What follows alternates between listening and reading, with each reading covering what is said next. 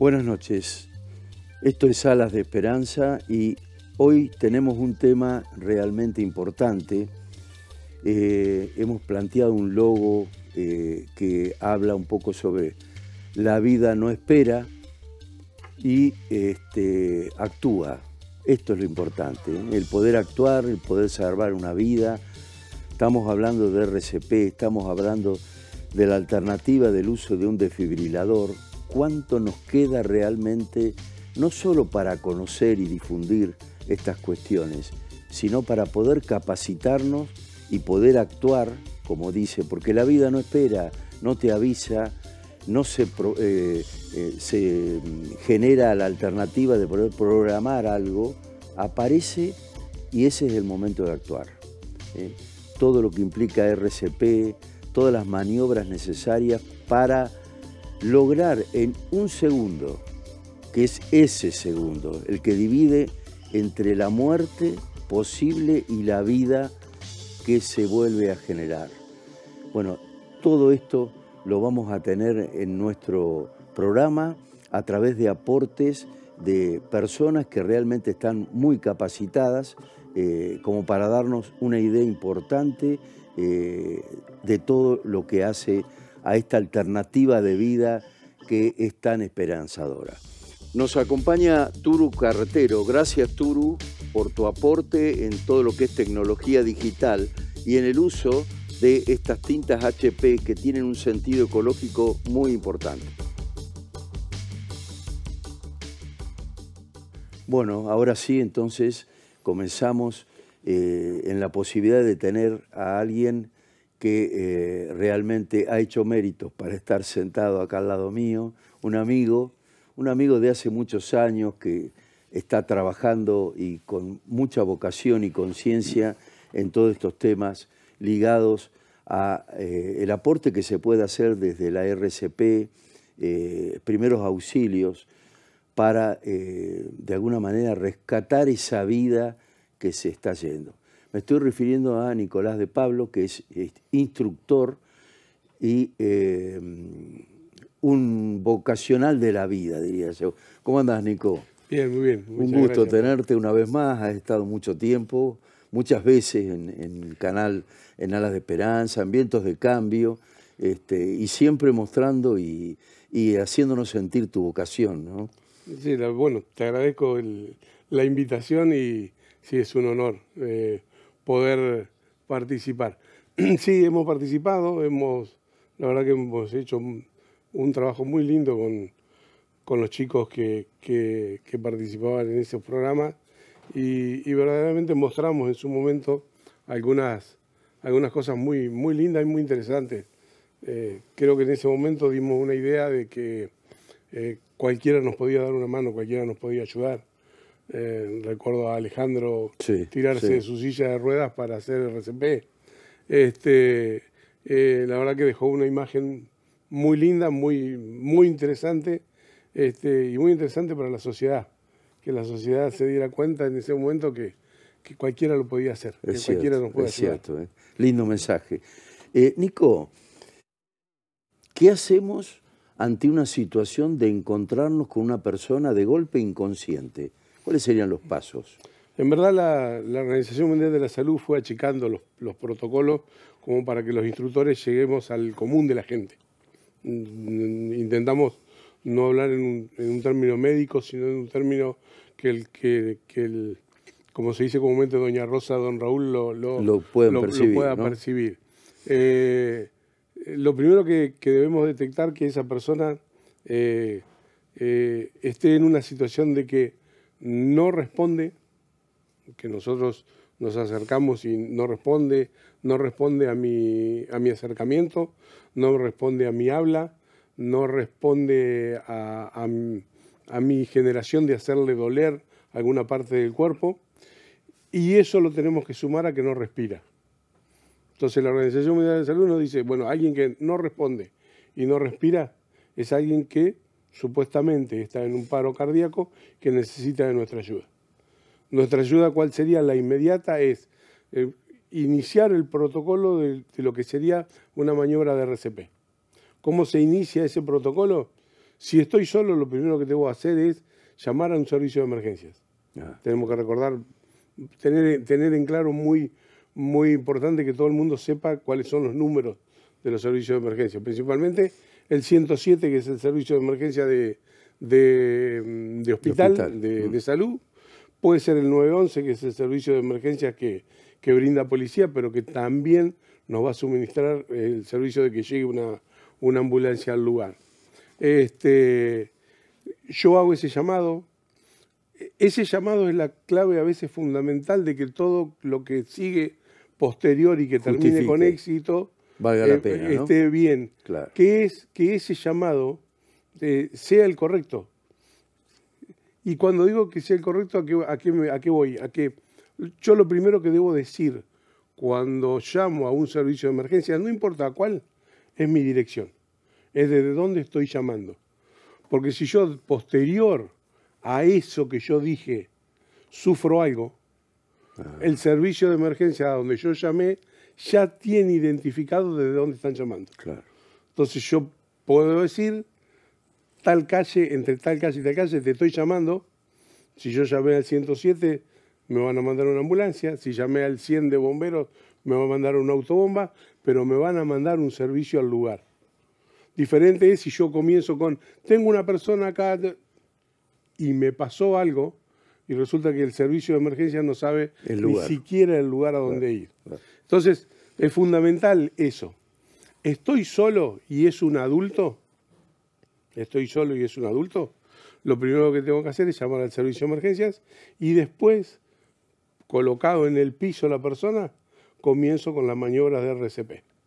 Y acá viene la pregunta que creo que todo el mundo nos hace, que es ¿hasta cuándo?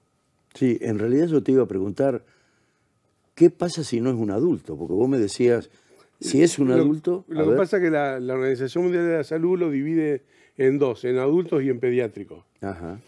Y dice que la causa número 1 de paro cardíaco en adultos es algo que se llama fibrilación ventricular, para la cual yo voy a necesitar la ayuda, seguramente, de un desfibrilador. Y en los pediátricos dice que la causa número 1 es ahogo, entonces es muy probable que yo con una buena práctica de una RCP a un bebé lo pueda, le pueda hacer reanimar ese corazón que se detuvo. Es más difícil en el adulto. Por eso en el adulto me pide que lo primero que haga, llame a un servicio de emergencias, y en el pediátrico me dice, iniciar la acción, y después de 5 veces 30 compresiones con 2 dedos en el centro del pecho del bebé, puesto en una posición sobre mi brazo o sobre algo firme, ¿sí? Yo después de 5 veces 30 compresiones, si no hay ninguna reacción del bebé, recién ahí me pide hacer el llamado. Porque teóricamente, digamos, es más fácil revertir la situación en un bebé que en un adulto. Claro. Me lo pide que en el adulto, si estoy solo, esto siempre hablando que si yo estoy solo con la víctima. Por supuesto que si estoy con otro, el otro va a hacer el llamado y yo comienzo. Por supuesto. O sea, tenemos muchas alternativas. Sí. Bueno. Ahora, vos en un adulto, como habías comentado, Nico, tendrías que empezar con compresiones. Yo te quería preguntar, frecuencia y aparte profundidad. Bueno, la técnica dice que la mano que mejor manejamos, el talón de la palma de la mano esa va en el centro del pecho. ¿Qué nos imaginamos con centro del pecho? Cruz imaginaria entre las tetillas y el esternón. Ahí iría, digamos, mostrándolo así, talón de la palma de mi mano hábil. Exacto. La otra la entrecruzo por encima y yo tengo que hacer una fuerza perpendicular, no con los brazos, sino con toda la fuerza de mi cuerpo, tirándome todo mi cuerpo encima, para que el pecho de esa persona baje entre 5 y 6 centímetros de profundidad. Yo tengo que hacer que, permítame en idioma gauchesco, lógico, que ese corazón que está debajo de esternón y costillas se aplaste para bombear sangre, y cuando yo subo las manos para darle otra vez esa expansión al pecho de esos 5 o 6 centímetros que hundí, el corazón se vuelva a inflar para tomar sangre para volver a hacer la otra maniobra. Eso a un ritmo de 2 por segundo, 2 compresiones por segundo. O sea, tenemos que hacer alrededor entre 100 y 120 compresiones por minuto. ¿Eso qué va a hacer? Que la sangre de ese sistema circulatorio, de ese corazón que está en paro, va a llegar al cerebro, el cerebro se va a mantener irrigado por el tiempo que dure en revertir la situación de ese corazón o que llegue un servicio de emergencias, aplique un desfibrilador, ese desfibrilador puede hacer que ese corazón... ¿Por qué digo puede? Porque hay un margen que nos da en números, los números son fríos pero son reales. Sí, sí. Si no se hace nada, dice la Organización Mundial de la Salud que se salvan alrededor del 7%, 6,4, 7% de las personas. Si se hace algo, que ese algo es técnicas de RCP y la llegada de un desfibrilador, el porcentaje se acrecienta entre el 54, entre el 49% hasta el 74%.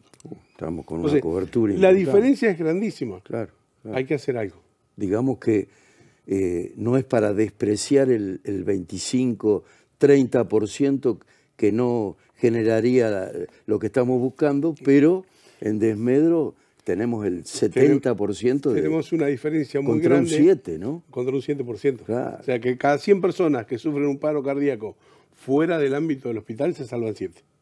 No. Si nadie hace nada. Si nadie hace Ahora, nada. Claro. si hay esto, es una estadística a nivel mundial, no es un número. Pero es interesante Es interesantísimo para que la gente, digamos, tome conciencia de la importancia que es de que todo el mundo sepa qué hacer. Muchas veces quien por ahí está cuestionando, ¿no? Se anima, que uno plantea, ¿no? Animate, actúa, ¿no?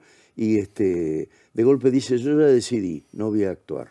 Grave error, ¿no es cierto? A ver, si recordamos el episodio de la costa con el chico que falleció a causa de los golpes recibidos Sí. por un grupo de gente, en ese juicio intervino alguien diciendo, ojo que hubo una chica que le hizo RCP, miren si eso fue lo que produjo la muerte de... Bueno, a ver, ¿cuál fue la respuesta de esta joven? Dijo, Fernando no respondía y no respiraba. Ante esa situación de una persona, lo peor que podemos hacer es nada. Por supuesto. Porque continúa en su proceso de muerte. Sí, lógico. Entonces, yo intenté hacer RCP. Tengo un curso hecho con la Cruz Roja y lo hice de determinada manera, así. Bueno, eso sumado a que hoy tenemos una ley, a veces suena injusto, pero decir, tenemos que tener una ley que nos obligue. Sí, suena como injusto. Pero esa ley, además de obligarnos a que en todas las escuelas haya clases de RCP, que en todos los lugares públicos o privados de afluencia público haya desfibriladores, también nos ayuda a que, si obramos dentro de lo que la ley dice, no debemos ser juzgados ni civil ni penalmente. Entonces, me está diciendo, ¿sabés qué hacer? No tengas miedo, hacelo.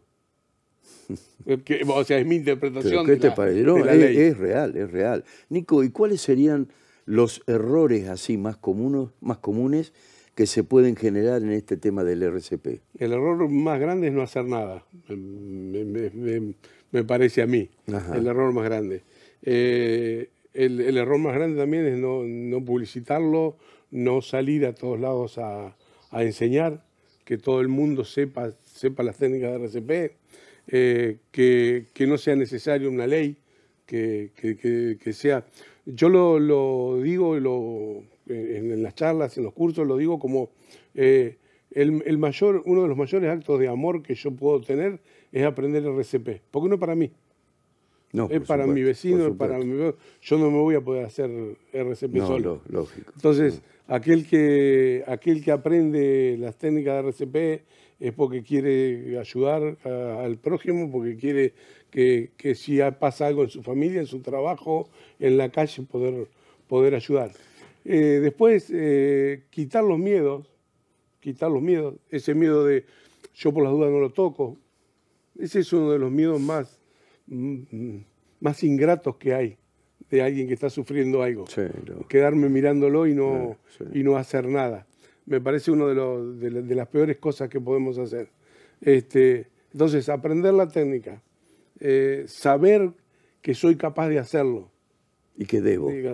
Y después, bueno, sí, por supuesto que hay algunas otras cosas que a nivel técnico, ¿no? Y a nivel psicológico. Psicológico. ¿Cómo manejas este tema? Psicológico. Yo animarme a hacerlo. Emocional. Uno. O sea, en la preparación, yo creo que mi instructor me tiene que hacer entender, primero y principal, que la gente se muere y no se nos muere. Sí, sí. Entonces, sí. No es que porque yo actué, se me murió a mí. Entonces, hacerlo entender que no vas a ser responsable de esa muerte por intentar una técnica de RCP. Muy por el contrario, estás intentando continuar con la vida de esa persona. Preservar la escena. Habremos visto, no sé si se acuerdan, en la Eurocopa, creo que fue, que sufre un paro y los jugadores hicieron un círculo como para que... No se veía nada, ¿no? Para evitar el morbo para evitar que quien lo hizo, quien ayudó en la maniobra, no se sienta expuesto a esa opinión pública, a todo eso que a veces no. Y después viene la parte de después de. ¿Qué pasa después de? Si todo salió bien, igual me va a quedar una carga emocional muy grande. Y peor si todo salió mal. Por supuesto. Que no pude recuperar. Entonces, ese llanto que va a haber después, muchas cosas que ya entran en una parte que nosotros, en la parte de bomberos, como hemos estado, y eso ya hay capacitación para eso también, ¿no? Claro. Y hay capacitación. Incluso se está vinculando a la psicología de emergencia con lo que se llama la cadena de supervivencia de atención a alguien que está sufriendo un paro. Qué bárbaro. Nico, por último,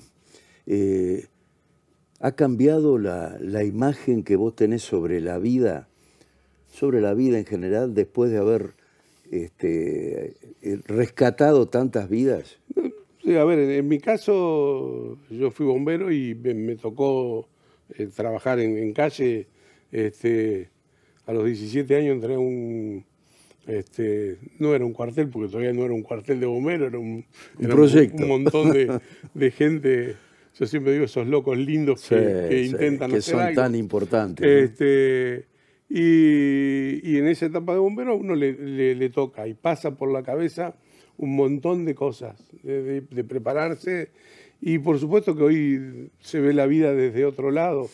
Yo intento que esto llegue a todos lados. Yo intento a ver, uno recibe algunas cosas muy lindas.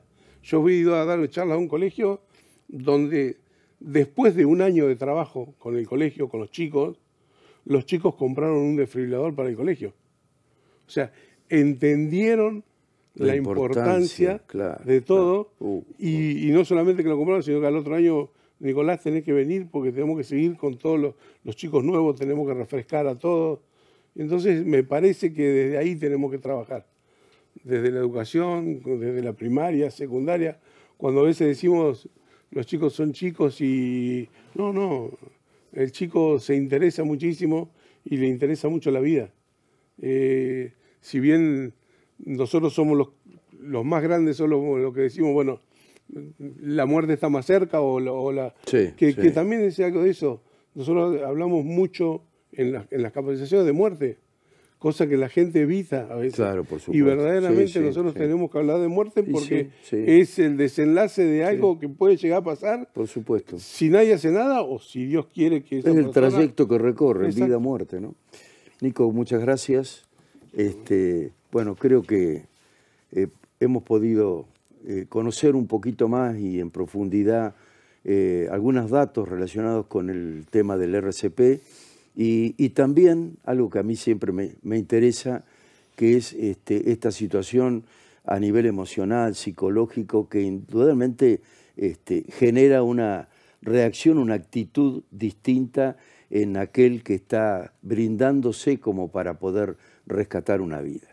Vamos a ir a una pausa y continuamos con este gran tema que es RCP, desfibrilación, uso del desfibrilador y todo lo que implique primeros auxilios.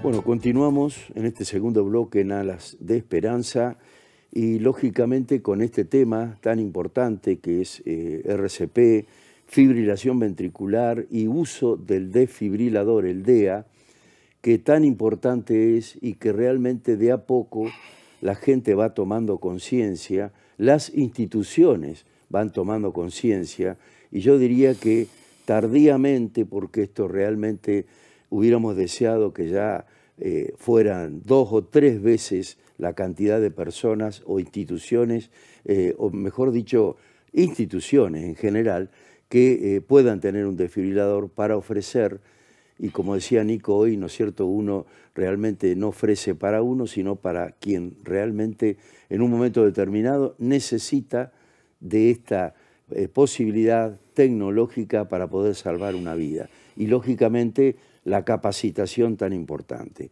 Me pareció realmente fundamental tener en este programa el aporte médico y médico cardiológico. Por ese motivo lo he invitado a este médico, cardiólogo, amigo también podría decir, yo soy amigo de la familia, Juanfra Recia, que realmente nos va a orientar un poquito en todo lo que implique la posibilidad de poder entender qué pasa con nuestro sistema cardiológico, qué pasa con nuestro corazón, qué ocurre cuando estamos hablando de una muerte súbita. Juanfra, ¿cómo te va? Muchas gracias por venir. Muchas gracias por la invitación. Bueno, yo creo que me parece muy importante que el televidente pueda entender ciertas cosas, ¿no es cierto? Quizá no todos, lógicamente no todos están aptos para poder entender algunos aspectos médicos, para lo cual hay que estudiar, pero sí elementos, cuestiones, herramientas mínimas, por lo menos para entender qué me está pasando, ¿no? Y por qué. Seguramente. Así que yo plantearía, Juanfra, ¿qué sería una fibrilación ventricular? Y eventualmente de ahí, desde esa arritmia que es la fibrilación ventricular, ¿cuáles serían los pasos hasta el paro? Perfecto. Bueno, la fibrilación ventricular es uno de los ritmos que nosotros podemos tener en el contexto del paro.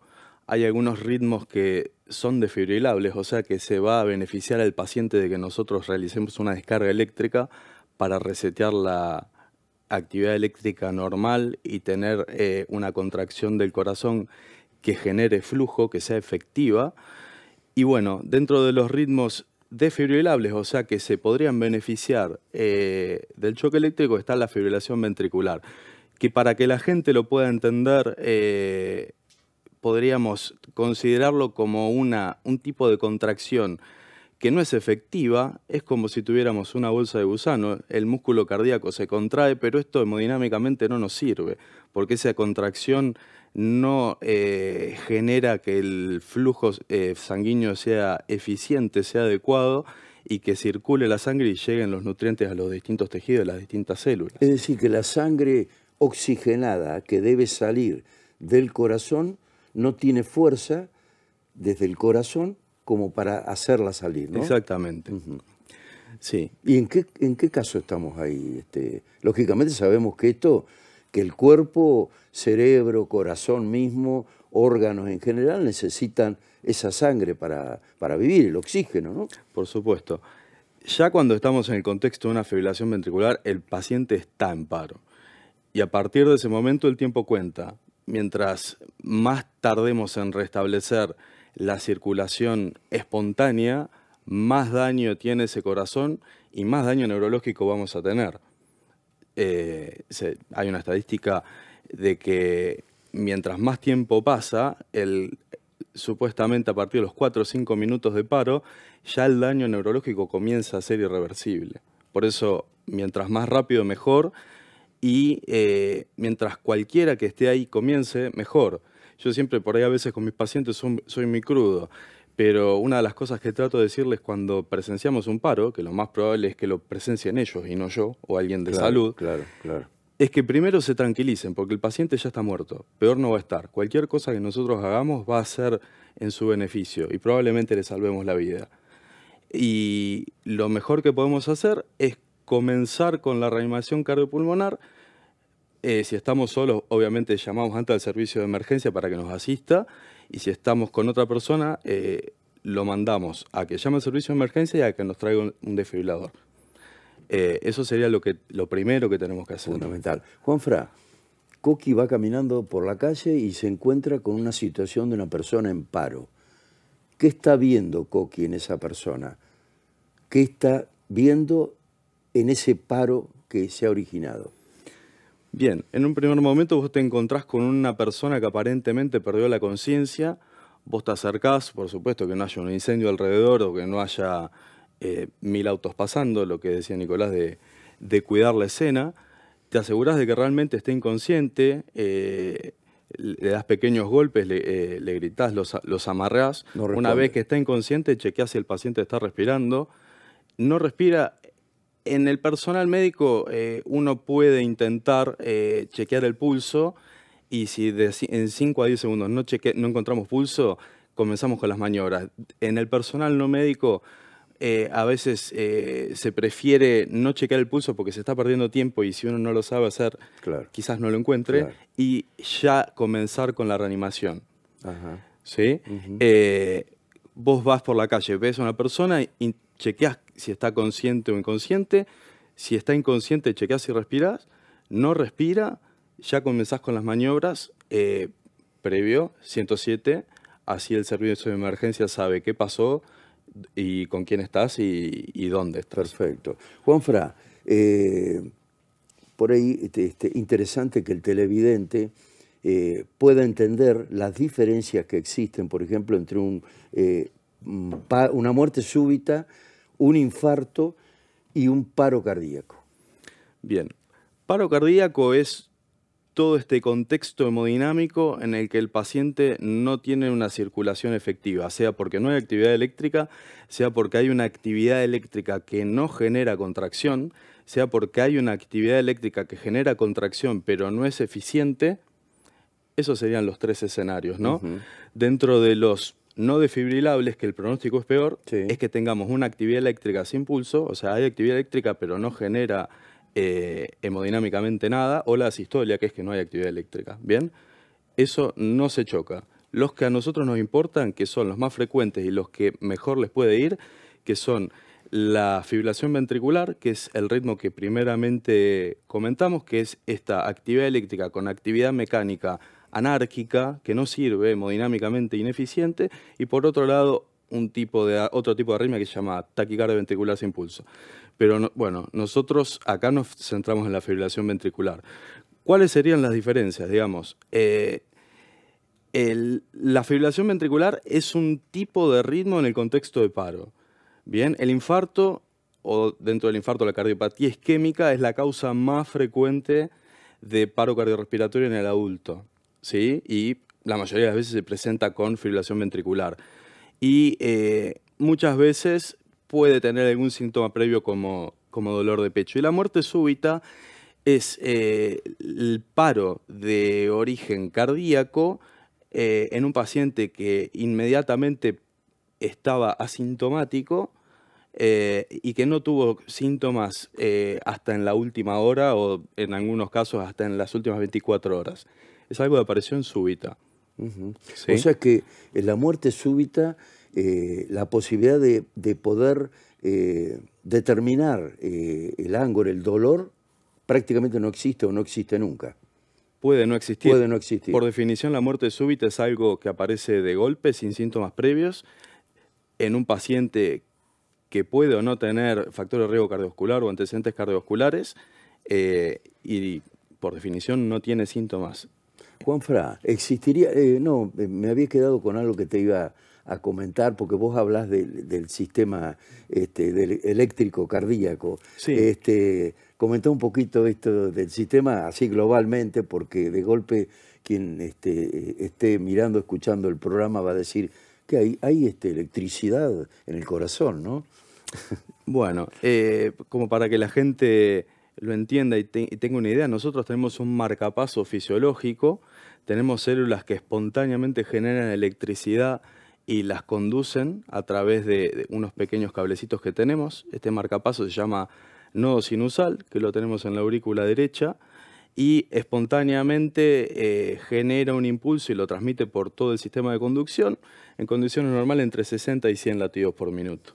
Bien, eso se conduce hasta una próxima estación eléctrica que se llama nodo aurículo-ventricular, que es como el peaje entre las aurículas y los ventrículos, que genera un pequeño retraso deliberado, o sea, que está bien que ocurra, para dar tiempo a que las aurículas se contraigan y en ese momento todavía no estén estimulados los ventrículos, cosa que las aurículas se contraigan, se llenan de sangre los ventrículos, son estimulados los ventrículos y posteriormente se contraen y eyectan la sangre hacia adelante, del lado del ventrículo izquierdo hacia todos los tejidos, hacia todo el cuerpo, y del lado del ventrículo derecho hacia los pulmones.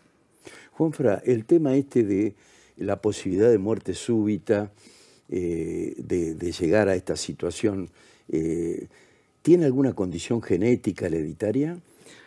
Puede llegar a tenerlo, la mayoría de las veces no la hay.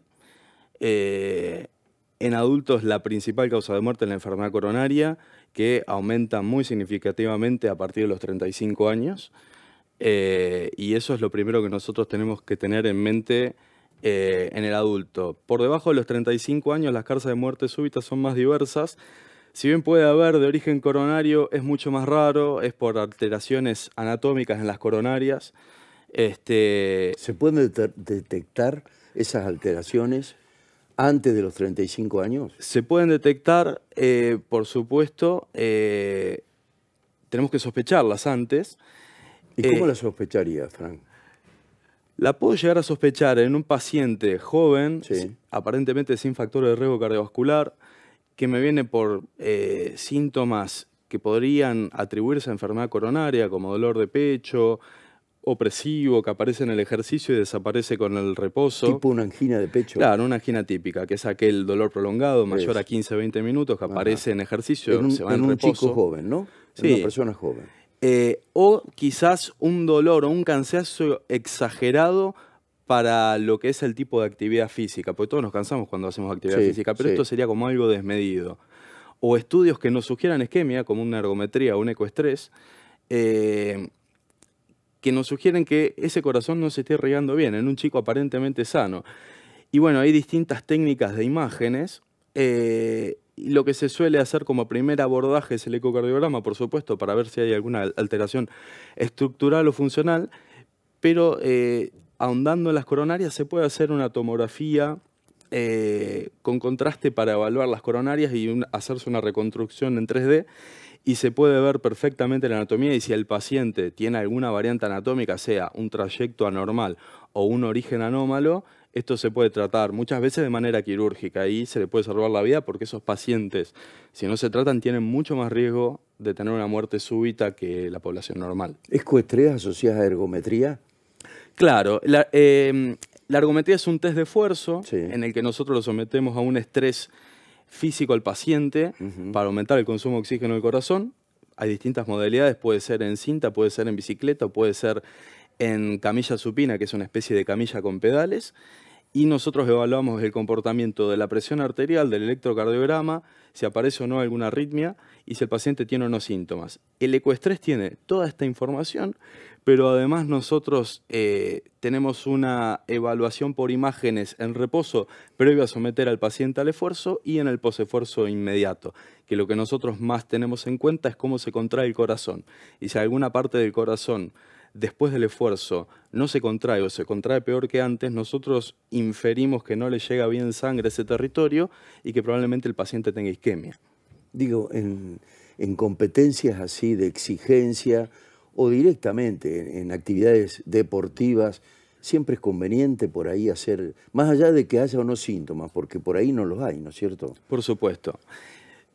Sí, si bien digamos, nos dejaría bastante tranquilos una consulta cardiológica y un electrocardiograma, porque la verdad es que consulta normal, consulta que es examen físico interrogatorio, más el electrocardiograma, en un paciente menor a 35 años, como el riesgo de la prevalencia de enfermedad coronaria es tan baja, tener estas prácticas normales nos bajan muchísimo, muy significativamente, el riesgo de muerte súbita. Pero la verdad es que nos da mucha más información y nosotros nos quedamos más tranquilos y el paciente también, teniendo una evaluación mínima que nos muestre cómo está ese corazón estructuralmente y funcionalmente y cómo se comporta el paciente ante el esfuerzo. Por eso, para actividades recreativas creo que con la consulta del electro nos podemos quedar tranquilos, pero ya si el paciente compite, yo le haría un ecocardiograma y una ergometría. Ajá. Ajá. Ya con eso te quedarías tranquilo, ¿no? Y eso nos da muchísima información y en la gran mayoría de los escenarios estamos cubiertos. Sí, totalmente. Qué bárbaro, muy claro, Juanfran. La verdad que realmente es un poco el sentido de tu invitación y que pueda llegar de esta forma al televidente para que podamos entender realmente. Muchas veces nos genera miedo y realmente yo digo siempre que de golpe el miedo se resuelve con conocimiento, con capacitación, con saber lo que uno tiene que hacer, ¿no es cierto? Con educación, ¿no? Por supuesto. Una cosa, Coqui, que no me di cuenta de decirte, que si bien es menos frecuente, también existe que en pacientes jóvenes que pueden tener una muerte súbita, no de origen coronario, que suele ser por enfermedades genéticas, por miocardiopatías, a veces estructuralmente el corazón no tiene nada, el ecocardiograma es normal, pero ya tenemos un electropatológico. Muchas veces es un paciente sano, asintomático, que tiene un electropatológico y esto nos tiene que hacer sospechar que puede haber algo más. ¿Sí? Así que nada, quería terminar de comentar eso, la importancia del electrocardiograma y que muchas veces terminamos en un estudio genético solamente por un electrocardiograma, incluso con un ecocardiograma normal. Qué bárbaro, ¿Sí? Qué bárbaro, interesante. Bueno, vamos a ir a una pausa, gracias Juanfran. Y continuamos con este gran tema que es la posibilidad nada más y nada menos de RCP, fibrilación ventricular y desfibrilador para salvar una vida.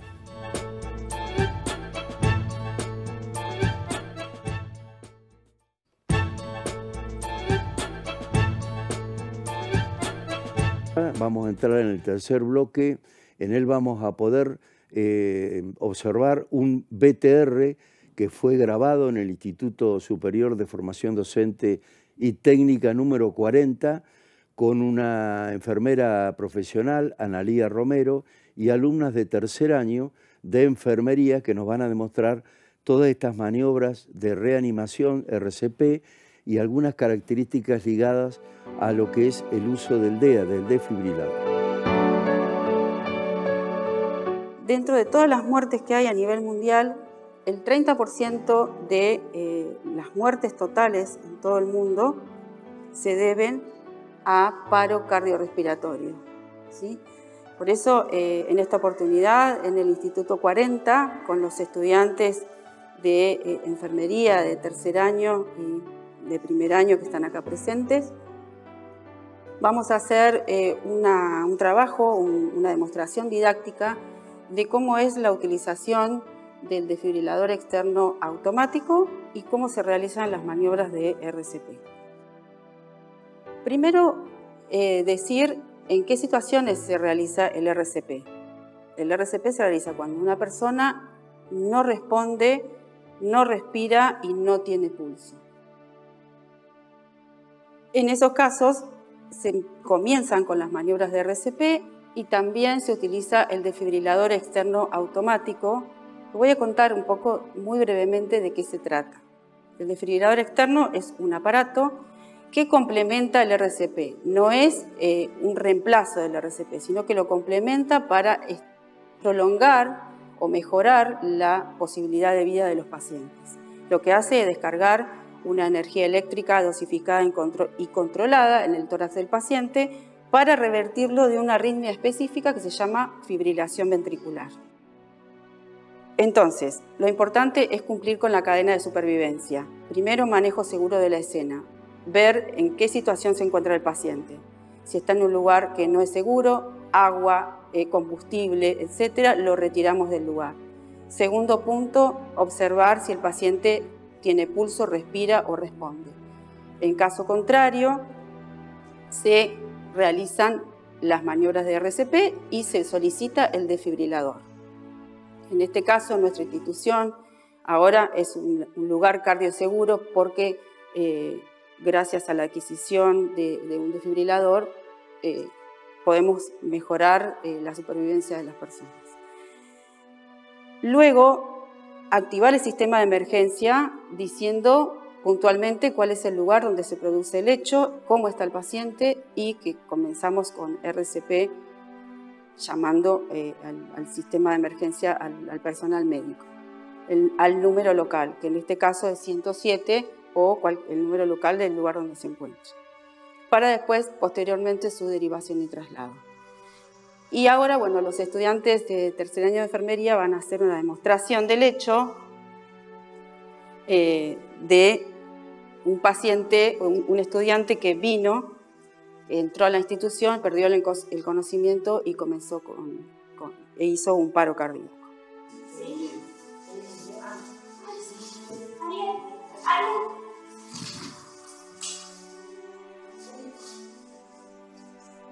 En este caso, la persona va a comprobar si el paciente tiene pulso, respira o no.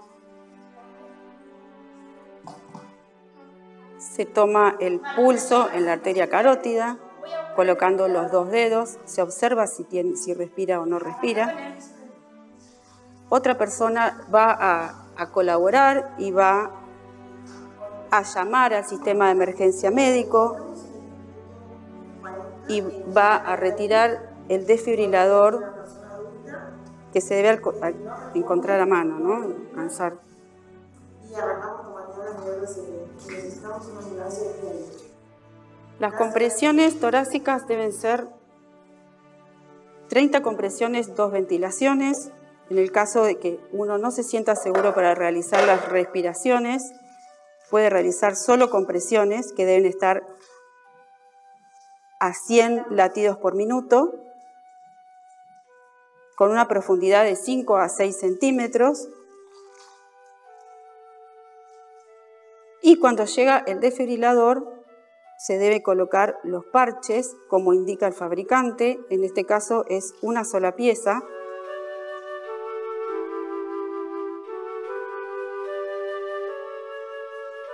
En este caso es una sola pieza. Se coloca según las indicaciones que dice el fabricante. El desfibrilador lo que va a hacer es totalmente automático. En un momento dado, el desfibrilador va a decir que se debe colocar el parche. Luego de colocado el parche, el desfibrilador va a decir que tenemos que dejar al paciente quieto, sin tocarlo, porque va a analizar el ritmo del paciente. Iniciando análisis del ritmo cardíaco. Aléjese del paciente. Preparando descarga eléctrica. 3, 2, 1. Descarga aplicada. Continúe con compresiones torácicas. Una vez el análisis del DEA es... El seguimiento es totalmente intuitivo, hay que seguir los pasos de acuerdo a lo que va diciendo el desfibrilador, y una vez que ya seguimos todos los pasos, cuando llega el personal médico, concluye nuestro trabajo, por así decirlo.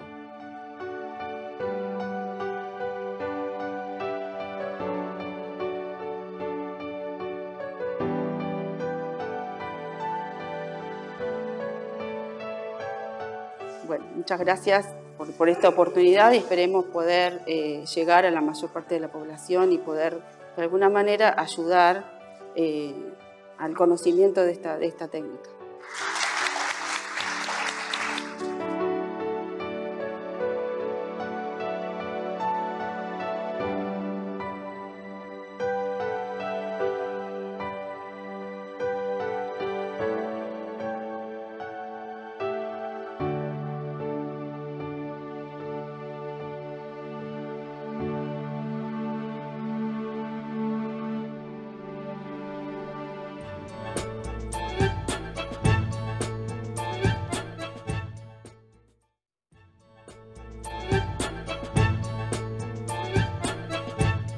Bueno, estamos en el último bloque de este Alas de Esperanza. Me acompañan mis amigos de bloques anteriores, Nico y Juanfra. Vamos a generar un poco una cuestión reflexiva sobre esto que hemos estado hablando, agregando algún tema. Por ejemplo, Juanfra me interesa la importancia que puede tener un poco la calidad, la forma de vida en cuanto a la alternativa de este tema de la muerte súbita. Por supuesto. Como a partir de los 35 años, lo que más importa como causa no solo de muerte súbita, o sea, de paro cardiorrespiratorio, pues no siempre es por muerte súbita el paro cardiorrespiratorio. El paro cardiorrespiratorio en general, la mayoría de las veces es por fibrilación ventricular, de las cuales la mayoría de los pacientes tienen enfermedad coronaria. Bien, es en el contexto de infarto. ¿Qué podemos hacer nosotros para tener menos posibilidades de llegar a un infarto y muerte? Por supuesto que esto es comprarnos numeritos, es comprarnos posibilidades de que nos vaya mejor, claro. Pero de todas formas nos puede pasar. Bien, lo que nosotros tenemos que hacer es controlar nuestros factores de riesgo cardiovascular, que es lo que les debe preguntar siempre su médico cada vez que van a la consulta. Si son hipertensos o no, si son diabéticos o no, si tienen el colesterol alto o no, si son sedentarios o no, si tienen sobrepeso o no, y por supuesto de obesidad hacia arriba, peor evolución, si fuman o no, si tienen el ácido úrico elevado o no, si tienen mucho estrés o no, y en las mujeres si son posmenopáusicas o no, porque se considera que en la edad fértil tienen cierta protección estrogénica y cuando entran en la menopausia se igualan o incluso pueden superar el riesgo de enfermedad coronaria comparado con los varones, porque por ahí clásicamente se le atribuye la enfermedad coronaria de infarto a los hombres. Sí. Pero la verdad es que nos afecta a todos por igual y en la mujer igual o más que a los hombres después de la menopausia. Así que todo lo que podemos controlar debemos hacerlo, salvo por supuesto la edad del género que es no modificable. Pero sí, en todo lo demás podemos influir y seguramente nos va a ir mejor. Importante ese tema, ¿no? A nivel género, las diferencias. Nico, ¿qué condiciones debe tener un buen instructor de RCP a nivel de conocimientos psicológicos, emocionales? Contame un poco lo que es tu vida. No, bueno, yo empecé, primero que nada, que llené todos los casilleros de lo que el doctor decía. Menos mal que quedó ahí, que cortó ahí, ¿no? Cada vez que uno va al médico siempre le dice lo mismo. Yo siempre le digo, a ver, si llegara a venir para que me diga lo mismo que me dice mi señora. Pero bueno, en verdad hay que cuidarse. En el tema de ser instructor, primero y principal que esto es algo que yo lo traigo desde bombero, o sea que es una pasión, no, sí. No pasa por la parte ni económica ni nada, porque nada. Estoy seguro que te da gasto más que entrada. Quedamos más gasto que... Pero bueno, es como digo, es una pasión. Creo que el mejor instructor, el otro día lo charlábamos con un grupo de instructores y incluso con un técnico en emergencia de España que va a participar de ese congreso que estamos organizando. El mejor es el que le llega a la gente, el que se hace entender bien, el que puede explicar bien y que el alumno se va con una serie de conocimientos y de técnicas y que las sabe aplicar. Después, puede ser técnico, puede ser un médico, puede ser una enfermera, puede ser un instructor, pero si sabemos llegar y tenemos la capacidad de que nos entiendan bien y que el alumno se vaya con la idea de lo sé hacer, me parece que es lo mejor. Después la parte psicológica yo creo que es la más difícil. Por lo general la gente que va a hacer un curso de RCP o que entra a hacer un curso de RCP, o sea, hay diferentes. Está el que voluntariamente va a hacerlo porque lo quiere hacer, porque quiere aprender, y está el que es empleado de una empresa y la empresa lo manda a hacerlo. gracias a Dios he logrado, lo digo en la parte mía, que aquel que va obligado igual preste atención e igual se vaya conforme y entusiasmado de que aprendió algo nuevo.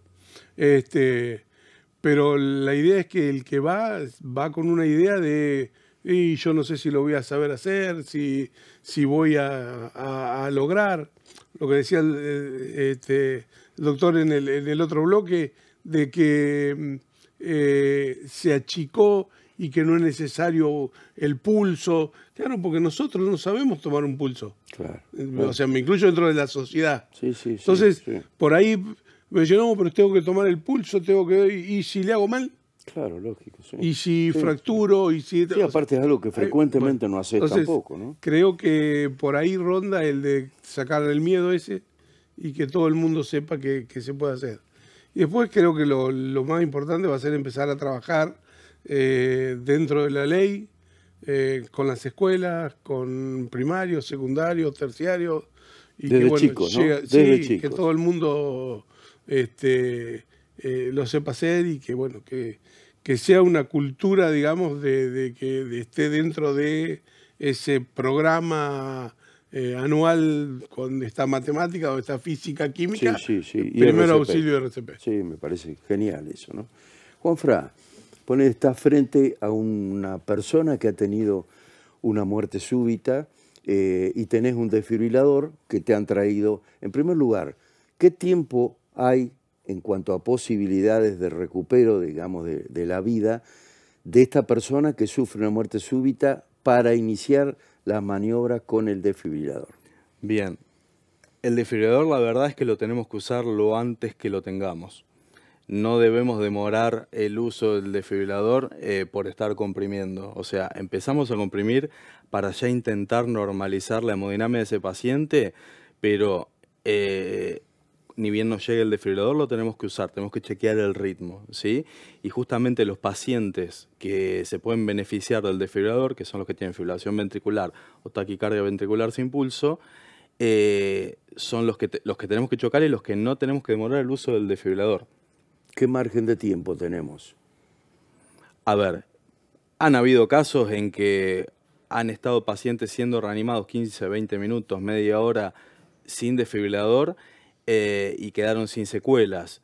No hay tiempos estipulados, pero por supuesto que el daño cada vez es mayor a medida que pasa el tiempo, pero no es lo mismo estar en paro no reanimado desde ningún tipo de modalidad que reanimado con presiones cardiotorácicas. Claro.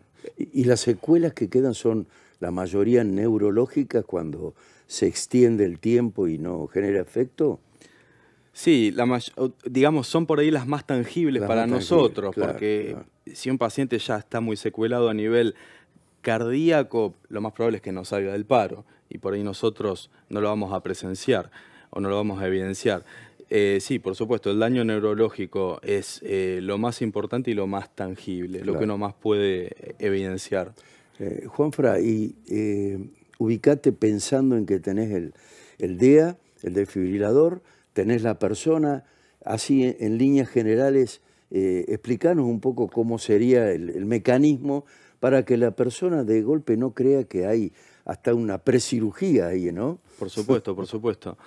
Primero que la población en general tenga en cuenta que lo más probable es que ellos usen un desfibrilador automático, Sí. que es el DEA, que es distinto al que usa el personal de salud, el manual. Claro. Bien, el DEA es automático porque nos va dando ciertas instrucciones y nos ayuda a poder usarlo correctamente.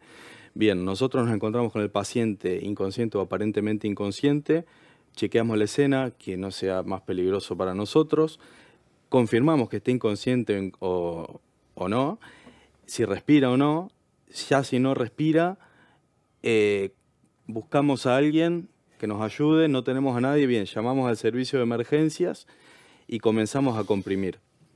Bien, pegamos un grito, alguien nos va a escuchar seguramente, y nosotros nos ponemos a hacer compresiones torácicas, como decía Nico, entre 100 y 120 por minuto, hundiendo al esternón entre 5 y 6 centímetros, y hacemos 32 compresiones con ventilaciones. Bien, y una cosa, para complementar lo que decía Nico, de algunos pacientes que tienen miedo de generar una fractura. Sí. Ante ese miedo yo les diría, no tengan miedo y felicitaciones, porque si estás fracturando al paciente, fracturas un esternón, fracturas costillas, es porque estás haciendo una buena maniobra de RCP. Y si al paciente le duele es porque está vivo.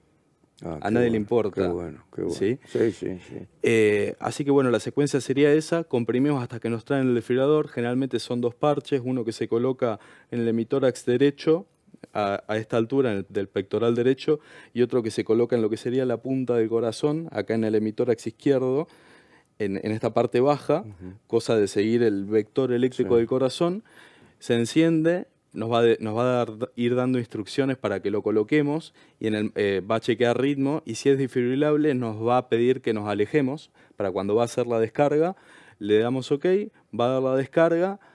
Nos ponemos a comprimir, esto es importante, no hay que chequear ni ritmo ni pulso, pero en la gente general no pierdan tiempo en mirar el ritmo recién habiendo hecho la descarga eléctrica, hay que comprimir. Y después de 2 minutos de comprimir, volvemos a chequear ritmo, ¿sí? Claro. No hay que perder tiempo de compresión, nunca. Y bueno, mientras estamos reanimando entre compresiones y las descargas del desfibrilador, en algún momento, si alguien llamó al servicio de emergencias, va a llegar la ambulancia claro. Y continuarán con las maniobras avanzadas, que esto ya es cuando se interviene y se asegura la vía aérea, y se maneja generalmente intrahospitalario, y si el paciente sale, se seguirá con todos los cuidados posparo. Pero esto ya es a nivel intrahospitalario, no nos compete a nosotros, que vamos a ser probablemente la primera estación de atención, vamos a ser la primera barrera ante el paro. Claro, perfecto. Nico, vos hablaste de este Congreso Nacional que se está llevando a cabo acá en Trenquelauquen. Contanos así un poco en líneas generales. No te digo lo más importante porque me vas a decir todo. Un poco nos reíamos el otro día en el Instituto 40 cuando fuiste a dar una charla y comentaste. Pero digo, hay son 3 días de jornada, ¿no? Son 3 días, llevamos 3 días. Primer Congreso Nacional. El primer Congreso Nacional de Instructores de RCP. Bueno, un orgullo para Trenquelauquen, ¿no? Sí, la verdad que sí. Tenemos alguna asistencia de gente de todo el país. Hay gente que vino de Misiones, de Ushuaia, de Mendoza, de Córdoba, de Río Negro. El primero que se inscribió y está participando es un instructor de Trevelín. O sea que, en verdad, muy lindo, muy interesante. Hemos tenido streaming con gente de España, miembros de la ERC, que es la Comisión Europea de Reanimación, que trabaja junto con la AJA, que es americana, y con la Organización Mundial de la Salud. Son un poco los que regulan el tema de las maniobras de RCP a nivel mundial. Así que la verdad que muy interesante, muy lindo. Mucha participación. Muy importantes también, ¿no? Sí, incluso hasta tenemos la participación de uno de los 2 instructores no videntes que tiene el país. O sea, es una persona, Guillermo es una persona no vidente, vino desde Río Cuarto y está participando y da su historia de vida y de cómo llegó a ser instructor. Por supuesto que él trabaja con un socio, con una compañía de alguien, pero es muy interesante. Se está viendo también la incorporación de incorporar primeros auxilios emocionales a lo que es las técnicas de RCP, para que la persona que aprenda RCP también tenga algunas herramientas. Claro, se está trabajando mucho con la ley, para que la ley se aplique. Nico, a mí me llamó mucho la atención y realmente gratamente esta movida que va a haber al final de cada día de curso en las plazas, ¿no? Sí, a ver, es para brindarle a Trenquelauquen algo de lo que Trenquelauquen le está brindando a los instructores que llegaron. Es darle en las plazas, acercarnos a la tardecita, a partir de las 6 de la tarde, y que vamos publicando donde estamos, pero un grupo de instructores con sus muñecos y van y charlan con la gente. La gente tomando mate. La gente toma unos mates con ellos, pero ellos llegan a poder brindarle a la gente una pequeña charla de RCP y de algún primer auxilio. Conocimiento popular, ¿no? Realmente qué importante. Creo que es la manera de llegar. Sí, cuando nosotros empezamos a trabajar en defensa civil, con esto, me acuerdo que lo primero que elegimos fueron las escuelas rurales. Claro. Porque era lo más alejado. Y después empezamos a abarcar y bueno, hoy tenemos, gracias a Dios, trabajando con una ordenanza municipal, identificando dónde están todos los desfibriladores, poniendo carteles en todos los lugares donde hay desfibrilador. ¿Cantidad de desfibriladores que tenés registrado en Trenquelauquen, Nico? En Trenquelauquen, 41. Ajá. En Trenquelauquen, 41, hay 4 en 30 de agosto, 2 en Beruti y 1 en Giro Díaz. Ese es el mapeo que hay. Pero bueno, lo importante es que nosotros ahora, a partir de este tiempo, comencemos a que la gente sepa dónde están. Esto va a ser motivador, este congreso, ¿no? Sí. Para estas cosas importantes. Por supuesto. ¿No? Juanfra, estamos justo en el límite, pero me gustaría que comentaras muy brevemente algo que es un deseo de que no ocurra, como muchas veces pasa en diferentes ámbitos, y también de la salud, esta posibilidad, digamos, de lo comercial ligado al tema de salud en una cuestión que debe ser masiva, voluntaria y gratuita, o al menos con una cuestión razonable para que toda la gente pueda acceder, ¿no? Sí, recién lo comentábamos fuera de cámara que me parece que por un lado en pos de estandarizar los procesos y que todos hagamos lo mismo, pero también con un costado comercial, la capacitación no llega a ser tan masiva como debiera. Y como comentaba Nico, creo que sería muy importante que en instituciones como escuelas, como clubes, uno tenga enseñanza de maniobras de RCP básica, que yo no las tuve, yo las aprendí a la facultad y después fui haciendo nuevamente cursos. Pero no es algo que todos tengamos acceso. Y sí, la verdad que estaría buenísimo que el municipio o que algún privado tenga la iniciativa esta, porque la verdad es que salva vidas y lo más probable es que la salve alguien que no es de salud, que presencie un paro antes que nosotros. Seguramente.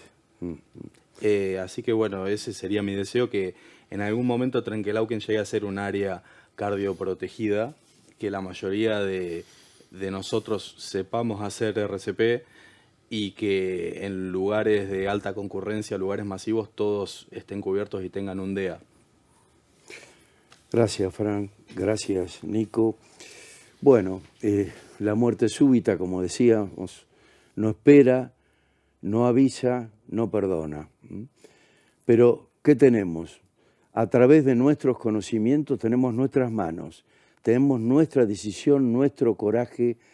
No tengas miedos, tenés posibilidad de salvar una vida. Este límite tan chiquito, como Nico comentaba hoy, entre la muerte y la vida a recuperar, realmente revertir el silencio y devolver la esperanza, que eso es realmente importante. Tener coraje, actuar, esto es lo importante. Bueno, muchas gracias por habernos seguido. Continuamos en Alas de Esperanza el próximo miércoles, 22 horas. Muchas gracias.